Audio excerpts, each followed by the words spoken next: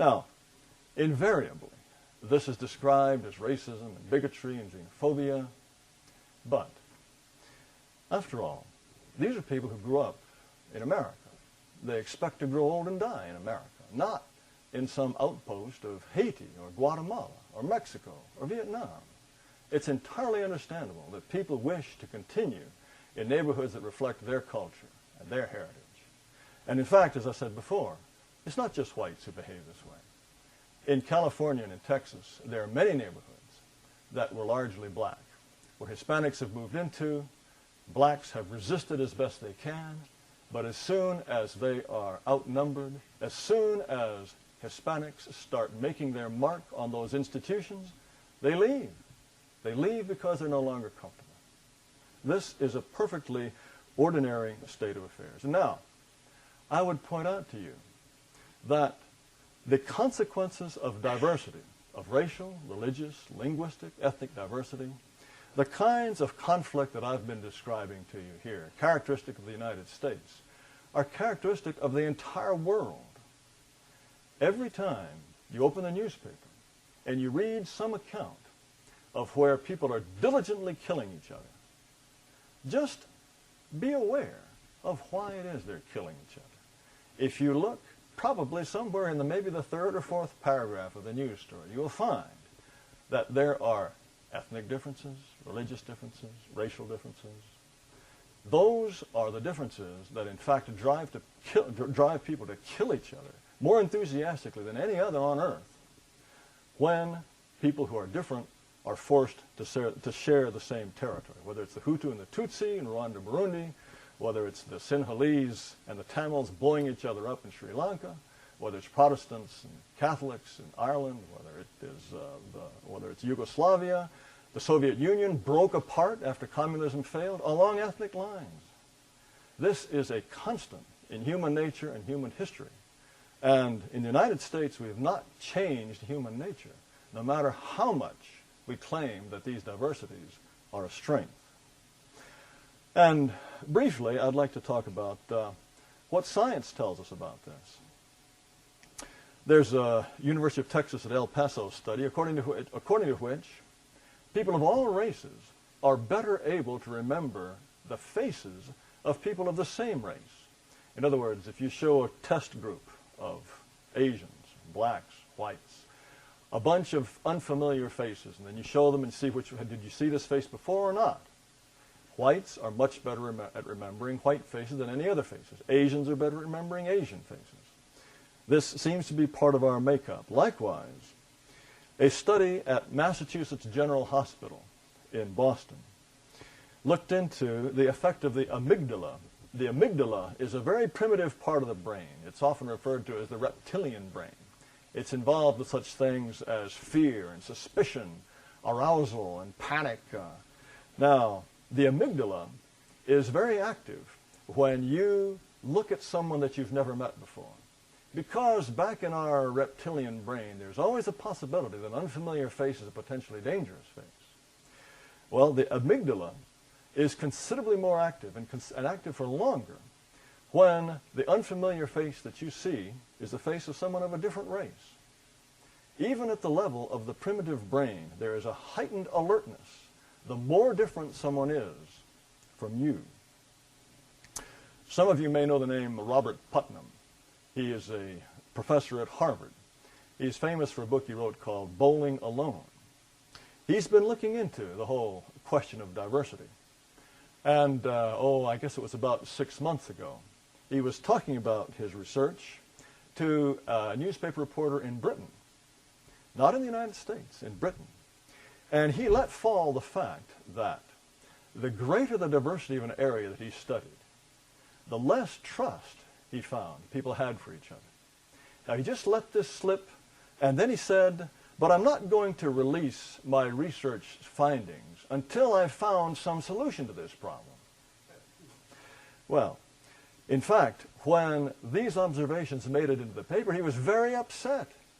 He didn't want even this initial glimpse of his findings known. Well, the fact is, anybody with 2 eyes in his head could have told him that diversity results in mistrust, that there is greater trust among people who share values, who share culture, who share language, who share all kinds of things.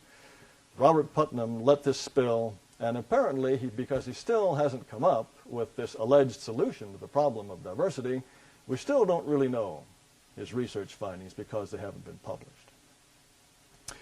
Now, on this question of diversity, there is a tremendous amount of hypocrisy. As you know, the pillars of society, the representatives of all our institutions are constantly telling you that diversity, whether it's linguistic or racial or cultural, is a wonderful, wonderful thing. Well, how do they live their lives?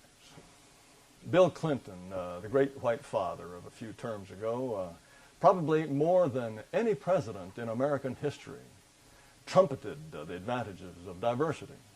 Well, where was it that he chose to buy a house when he left the White House? Chappaqua, New York. It's about one of the whitest places you can find this side of Iceland. And Teddy Kennedy, another great champion of diversity. Where is the Kennedy compound? Hyannisport.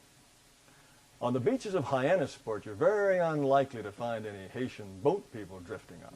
No, it's about, once again, as white a kind of a place as you can find in the United States.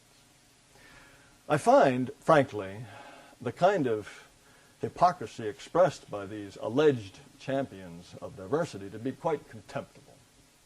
They themselves can live in a way to insulate themselves from the brute strangeness of people that don't speak English or whose religion and culture are drastically different from theirs. No, it's the poorer Americans, those who can't afford to move out, who have to live next door to people unlike themselves, who have to send their children to schools where 2/3 of the budget may go to remedial learning or to English as a foreign language. No. The people who tell us how wonderful all this is, they can escape all this. Perhaps they're just being generous. Perhaps they're saying, oh, it's a wonderful thing, but I will nobly and generously forego the advantages so that my fellow Americans can instead enjoy these wonderful advantages of diversity. Well, there's another aspect of this that I think is worth talking about. And that is that only white populations, whether it's in North America, Australia, New Zealand, Europe, only European-derived countries are the ones in which anybody has been bamboozled into even pretending that this kind of diversity is an advantage. Let me give you an example. Let's imagine that hundreds of thousands of white Americans are pouring across the border into Mexico. And let's imagine that they were committing crimes at a substantially higher rate than average, that they were poor, that they were having illegitimate children, going on welfare. Let's imagine also that they were buying up local radio stations and broadcasting in English rather than Spanish, wanting ballot papers printed in English.